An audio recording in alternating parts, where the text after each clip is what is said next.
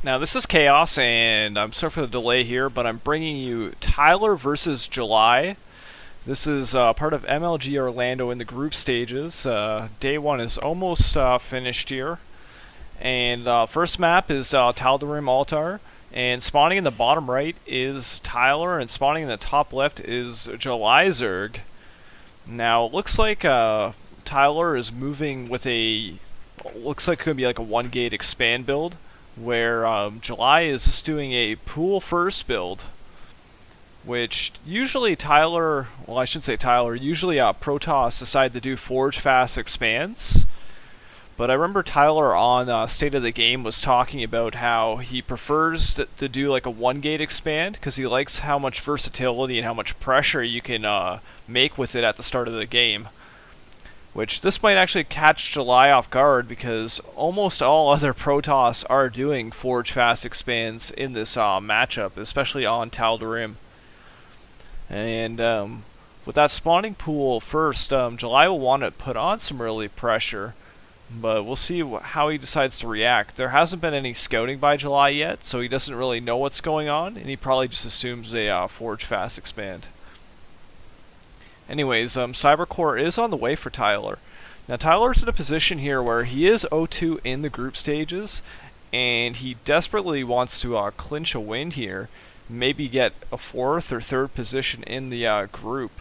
Because if he doesn't, that means when they're in the actual championship bracket, he's going to have such a bad seeding, and he's going to have to play a whole bunch more best of 3s. In this MLG format, though, Tyler is doing a little bit better with Orlando because he actually made it the pool play, where in previous MLGs he's had to play through a grueling like open bracket scenario as well. But anyways, back to the game here. We see Tyler getting a quick sentry for defense, and obviously starting warp gate research, where July has gotten the very quick speed for the Zerglings, so he's going to have a ton of mobility and map control early on. And we see a very quick Stargate out of Tyler here. Once again, like I said, usually Forge Fast expands are the mainstay for Protoss on this map. And he'll probably take a Nexus after he's got like a Phoenix or Void Ray on the map and start to push back July. So there are a few Lings out there, so July is aware of what build is happening to some extent. He knows it's a 1-base play, and he can react accordingly. And his natural hatchery is about to pop here, and he's thinking about taking even probably a quick 3rd, getting those rocks out of the way early on here. July would love to sacrifice an Overlord at this point, though, to get a peek into Tyler's base. And Tyler actually getting a quick Void Ray, which could be pretty strong here, because there's not good creep spreads yet, and there's no like Evo Chamber, where normally when you do Forge Fast Expand, the Zerg has a chance to get a lot more defense stuff if they choose. Like an Evo Chamber is just going down now, where that first Void Ray is just seconds from popping. And let's see how he decides to move after he has this first Void Ray. Oh, he's going to follow up with a second Void Ray. And July is throwing down a Roach Warren. So he's going to have a chance to get spores at his main and whatnot. And he misses an Overlord kill there, which kind of sucks. That would have helped Tyler do some guaranteed damage and would have actually supply blocked July really badly. Right now, obviously July is a little bit ahead in the drone count, and he's actually going for his lair now, and not choosing to go to 3 bases, knowing that Tyler is still stuck on 1 base. He sees no reason to take that 3rd yet. Now the Nexus has went down for Tyler, so he's going to have to try to do some damage, but with 2 queens in place, it's going to be tough to do anything with that Void Ray. The second Void Ray is coming across the map now, and Tyler is just trying to gear up so he can safely take this expansion. And with those Void Rays out, July is not going to want to overcommit too much, really. Now, the lair is getting pretty close to finishing, and this is going to be the spot where you're going to see how is July going to transition into the mid-game here. And the rocks are about to go down, so July will be in a position where he can take a quick 3rd if he wants, or he could throw down a Spire or a Hydra Den. It depends on how much pressure July feels from these Void Rays. If he feels like he's under a lot of pressure, he'll throw down the Hydra Den. And sure enough, he actually just does that. So he's going to get some Hydralisks, which will be able to deal with the Gateway Void Ray army quite effectively. And you might see at a point here that Tyler decides to go with a Robo Bay now and just do a complete tech switch. But he wants to try to keep these Void Rays alive as long as possible. And Tyler doing a great job actually picking off a Queen out of position. And now Tyler is starting to do some damage and getting charged up off the units. So now these Void Rays are actually starting to do some damage and pay for themselves. And Tyler capitalizing, and he should get out with this Void Ray. And Tyler gets out with both Void Rays intact. That is a great play by Tyler. He can now get the shields charge back, and he can do another harass later on here.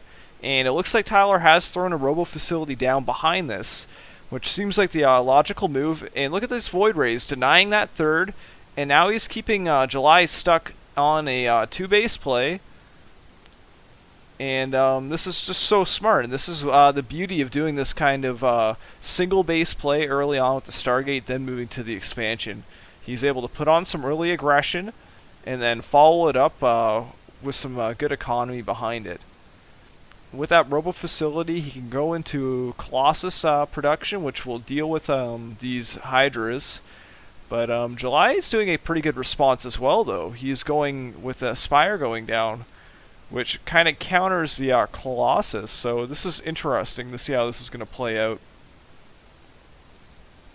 Now on the upgrade front, we do have +1 attacks being researched for July Zerg, as well as the speed for his Roaches. I don't know how much Muta is he going to commit to. And these Void Rays are still out on the map, just really trying to keep map control for Tyler. And these Zerglings are always just trying to be on the move. But these Void Rays have definitely paid for themselves. And finally, that third hatch has went down for July, so he will be getting on third base shortly here. But really, he would have hoped to be on a third much quicker. And now Tyler's going to go take out these rocks, and he's going to get on a third base, and it's not going to be too far behind July's. Where otherwise, in a Forge Fast Expand build, July would be much further ahead. So now we're getting ranged and we're getting Colossus. We're actually seeing a very refined build here by Tyler. And laying that clutch pylon down, actually denying the Zergling running by. It's just so smart by Tyler, because essentially when you go with a Colossus army, you lack immobility. So laying that pylon prevents the run-bys and lets you keep your army in one spot without trying to be like overcommitted all over the map. Now, Twilight Council is going down for Tyler, so you'll probably be wanting to get that blink pretty soon. And the +1 attacks is on the way. So we're seeing Tyler transition into a pretty strong kind of mid to late game scenario. And he's just trying to get his Colossus count up. And the Mutas are in, though, and they're already starting to take away some probes. And they might even be able to target this Colossus if they choose to. Just deciding to stick on just probes, though. And yeah, July had a chance there where he took a very easy Colossus, which might have been the better decision there. Trying to keep that Colossus down is key to staying in this game. And we have some Corruptors coming onto the map now for July, just being able to preemptively handle any of those Colossus counts, and +2 attacks are underway as well. And Tyler does have Blink on the way, though, and his +1 attacks is about to wrap up. And both Void Rays have been killed off at this point, so July now has map control, but we're still on a 3-base game here. And July has just thrown down his 4th hatchery, and it should be pretty safe right now. And Tyler should be able to clean up this harassment here and push off. And the Mutas are going to get pushed off. A few more probe kills for July, just starting to edge out a little bit more of a economic lead here. He's up about 10 drones at this point. And July is almost maxed out. He's at about 185 food right now. And High Templar will be entering the fray in the next minute or so. So it looks like almost all the tech is going down for Tyler. He's going to have a lot of options to transition between. And it looks like we're seeing the big push out for July, because we now have a Zergling Roach Corruptor Hydra Muta mix, which is pretty unusual. And I'm going to have to see how Tyler wants to engage with this. It seems like it's going to be very clutch to try to keep those Colossus alive as long as possible. And I think force fields are going to be really key here, but there's only about 5 sentries, so if they get picked off too premature, then Tyler rather is going to have a tough time holding this off. Adding a couple more gates into the mix, and the attack is heading into the third there. And he's trying to take the Nexus instead of handling the units. So he does snipe the Nexus, but he does lose a lot of units in the meantime here. I don't know if that was the right decision. The Blink Stalkers are chasing, and the force fields are impeding Tyler a little bit as well. And one Colossus does get taken down, and the Mutas are doing quite a bit of damage as well. And the Colossus does get taken out, and it looks like July is still really far ahead at this point. Taking out those Colossus, really, Tyler can try the counter here, but he doesn't have really enough power units to make a strong push. And look at all those roaches that have hatched at July's natural and pushing out and are going to meet up. And he does have the Carapace upgrade almost on the way. Now, Tyler did get a couple more gateways finished, so he will be able to reinforce. And Storm is about halfway done. If he can hold off till Storm is finished, he's going to be in a great position. Storm does so well against this mix of highly roach, and really makes those Corruptors almost useless in the fight. And losing almost all of those sentries are going to go. And you really need those sentries in this fight. And Storm is still not finished. He needs to hold off until that gets there, and there's no Chrono Boost going off on the Storm, which is key. And it looks like Tyler's just slipping a little bit. He hasn't even transformed those gateways into Warp Gates yet. And Storm is about to finish, but all the Templar have been wiped out, and this should be GG in about a minute now. July just ripping apart Tyler now. And Tyler just has no army left, and GG.